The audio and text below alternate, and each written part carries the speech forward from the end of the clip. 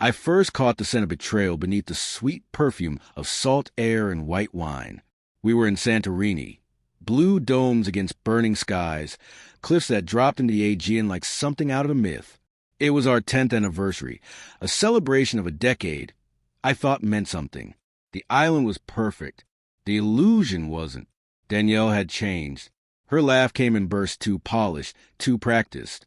Her phone seemed glued to her hand like an extra limb, her eyes always flicking toward the screen with a hunger I hadn't seen before, not for me, but for someone else. She began staying out late, claiming she needed space to reflect. She'd wander down to the bar and linger, her lips parting in flirtation for someone just out of my line of sight. I should have confronted her, but instead I watched, and I waited.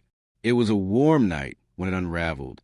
She'd gone for a spa appointment at another resort.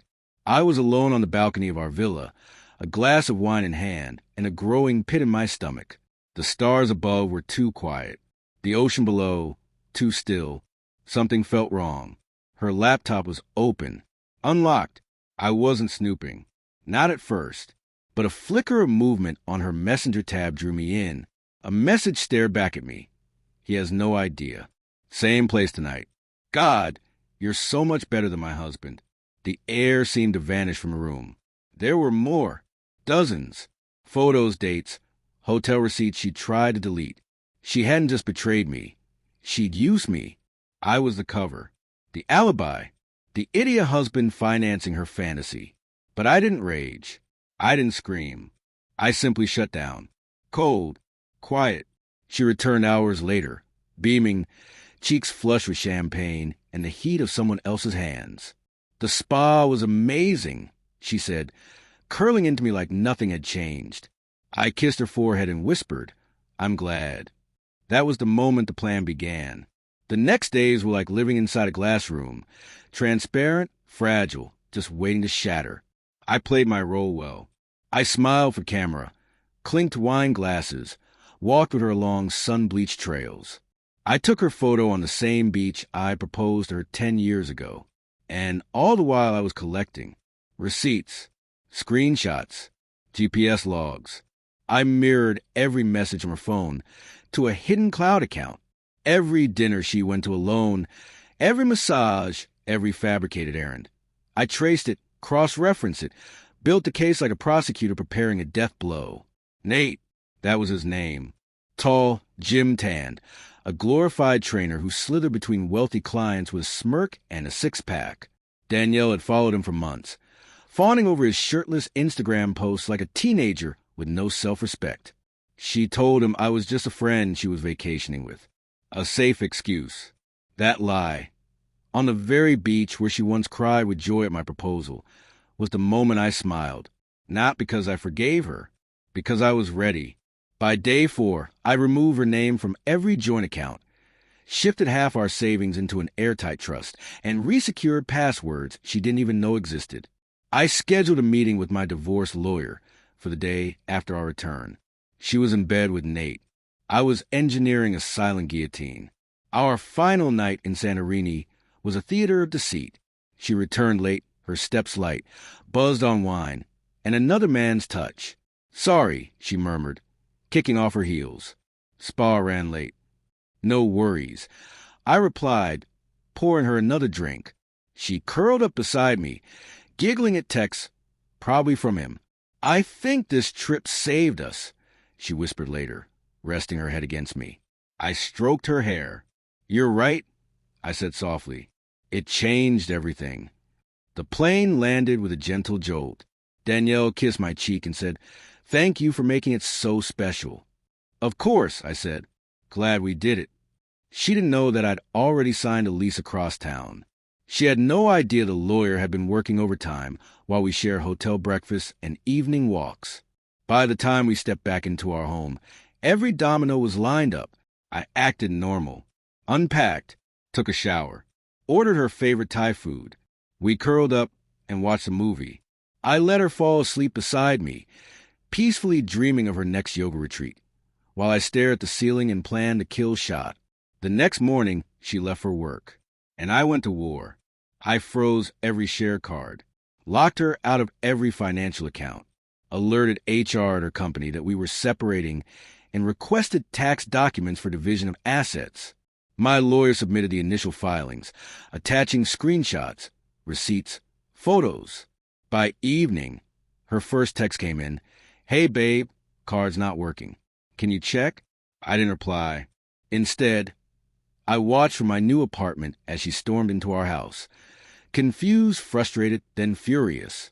I sipped whiskey while she raged through our home, her foundation cracking with every unanswered call. I answered on the third attempt. "I know everything, Danielle." "Nate, the messages, the hotel rooms." Silence. Then panic. "Wait, it's not what you think." "It's exactly what I think." I cut in. "I didn't say anything during the trip, because I wanted you to enjoy every second of your lie. But now we're done. Please, let's talk. We will in court." Click. The next day, her voice trembled on the phone. "Please, it was a mistake." I almost laughed. "One mistake? Try a decade's worth."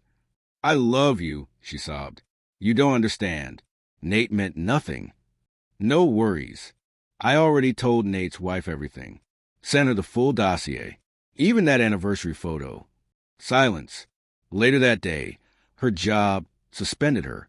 The HR department had received an anonymous email with a detailed summary of her affair, timelines, proof she used work trips to meet him. Her ethics committee launched a review. By evening, the whisper started. I told her parents the next day. I handed them a folder. "This is why I won't be part of your family anymore." They flipped through the documents. Her mother wept.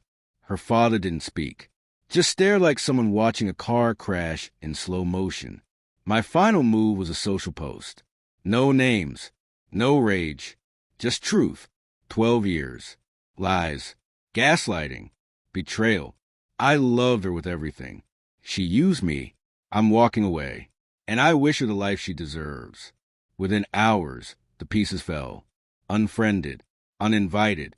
Unwelcome. Even Nate ghosted her once his life caught fire. I didn't take the house.